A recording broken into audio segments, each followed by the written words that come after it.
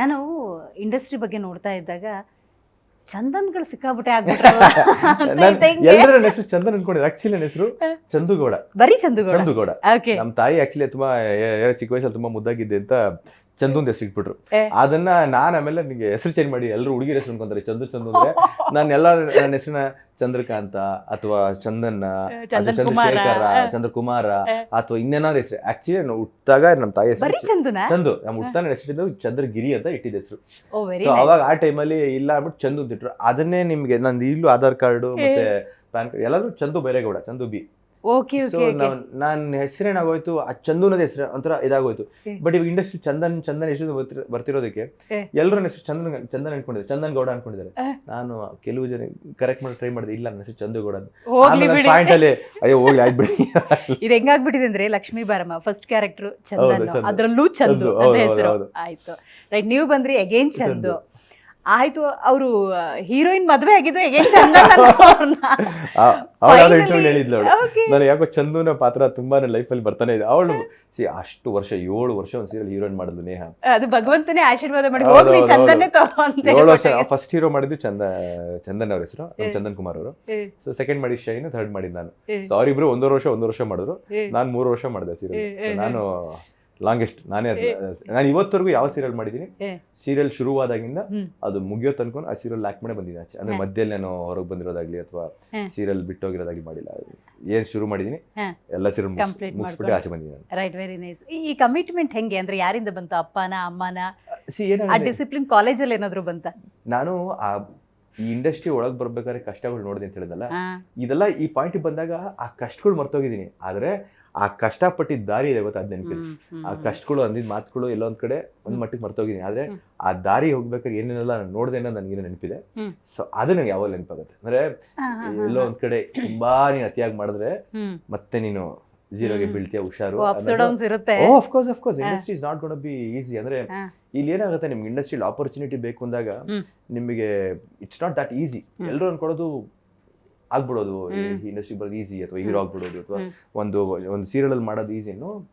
ನಮ್ಮ ತಾಯಿ ಯಾವಾಗ ಒಂದು ಮಾತು ಹೇಳ್ತಾರೆ, ನೋಡು ಇವತ್ತು ನೀನು ಇಂಡಸ್ಟ್ರಿಯಲ್ಲಿ ಇಷ್ಟು ವರ್ಷ ಹೀರೋ ಮಾಡ್ತಿದ್ಯಾ, ಇಷ್ಟು ವರ್ಷ ಇಂಡಸ್ಟ್ರಿ ನೀನು ಕಾಣಿಸ್ಕೊ, ಜನ ನೀನು ಇಷ್ಟಪಡ್ತಿರೋದಕ್ಕೆ ಇವತ್ತು ನೀನು ಇಲ್ಲಿ ಆಕ್ಟ್ ಮಾಡೋದಕ್ಕೆ ಚಾನ್ಸ್.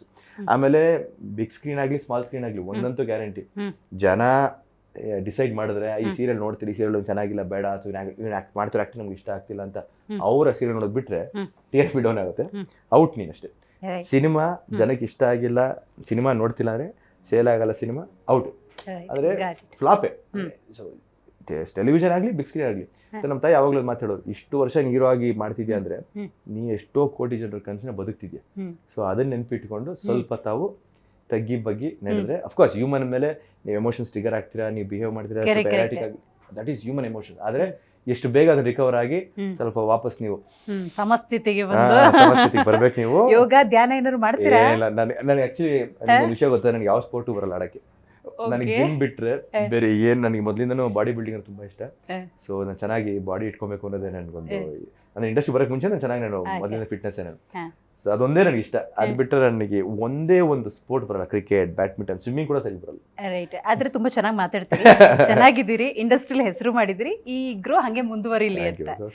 ತುಂಬಾ ಚೆನ್ನಾಗಿ ಮಾತಾಡ್ತಿರೋದ್ರಿಂದಾಗಿ ನಿಮ್ಮ ಮಾತಿಗೆ ಕಡಿವಾಣ ಹಾಕೋಣ ಅಂತ ಹೇಳಿ ನಾನು ಏನಾದ್ರು ಕೇಳಿದ್ರೆ ನೀವು ಅದು ಒಂದು ವರ್ಡಲ್ಲಿ ಹೇಳ್ಬೇಕು. ಓಕೆ, ರೈಟಾ? ಲಕ್ಷ್ಮೀ ಬಾರಮ್ಮ ನನ್ನ ಜೀವನ ಬದಲಾಗೋದಕ್ಕೊಂದು ಬಹುದೊಡ್ಡ ದಾರಿ.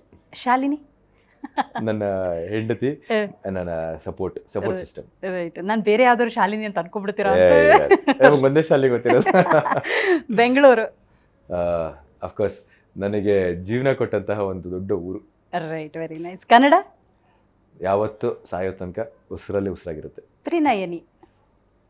ಬೇರೆ ಭಾಷೆಯಲ್ಲಿ ನಾನು ಕೂಡ ಒಬ್ಬ ಹೀರೋ ಅಂತ ಗುರುತು ಮಾಡ್ಕೊಟ್ಟಿದ್ದಂತ ಒಂದು ದಾರಿ. ನಿಮ್ಮೂರು? ನಮ್ಮೂರು ಆಕ್ಚುಲಿ ನಮ್ಮ ತಾಯಿಯವರು ಗುಬ್ಬಿ.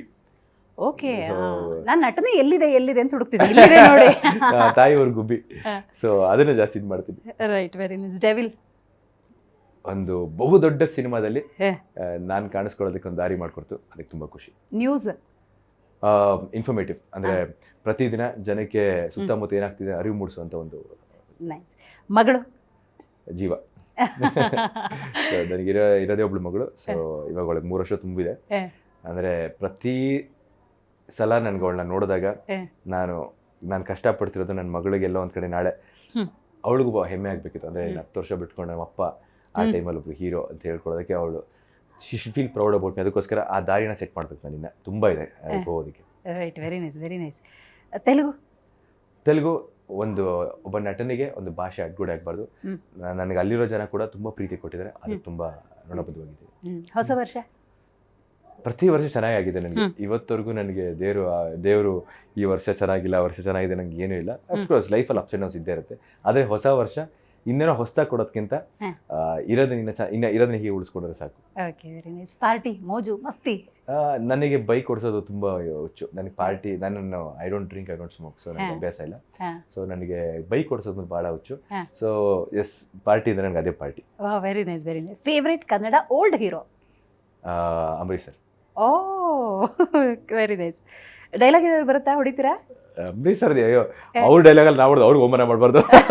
ಆದ್ರೂ ಒಂದೊಂದು ಸಣ್ಣ ಛಲಕ ಅವ್ರದ್ದು ಯಾವ್ದು ಸ್ಟ್ಯಾಂಡರ್ಡ್ ಡೈಲಾಗ್ ಇದೆ, ಕುತ್ತೆ ಕನ್ವರ್ ನೈ ಕನ್ವರ್ ಲಾಲ್ ಬೋಲೋ. Kannada old heroine? ಮಹಾಲಕ್ಷ್ಮಿ ಅವರು.